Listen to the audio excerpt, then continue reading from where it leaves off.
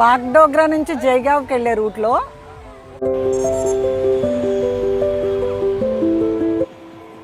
ఇక్కడ tea gardens ఉంటాయి అన్నమాట. వెళ్ళే వాళ్ళందరూ కూడా ఇక్కడ కంపల్సరీ ఆగి ఫొటోస్ వీడియోస్ తీసుకుంటారు. ఎందుకంటే మనకి టీ గార్డెన్స్ అనేవి చాలా రేర్గా ఉంటాయి కదా. యూజువల్గా మనం టీ గార్డెన్స్ అనేవి కొంచెం హిల్ ఏరియాలో చూస్తుంటాం, కానీ ఇక్కడ ప్లెయిన్ సర్ఫేస్ మీద కూడా ఉన్నాయన్నమాట. మొక్కలు మాత్రం చిన్న చిన్నగా భలే ముద్దుగా ఉన్నాయి. బట్ దీని లైఫ్ ఆల్మోస్ట్ 10 years ఉంటుందంట. క్రాప్ 10 years వస్తాయంట.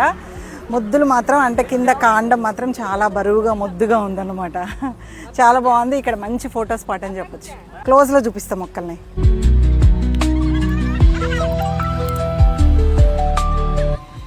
ఒక ఆకు తుంచి స్మెల్ చూస్తే టీ స్మెల్ అసలు రావట్లేదు. ఏదో ఆకు పసరు వాసన వస్తుందన్నమాట.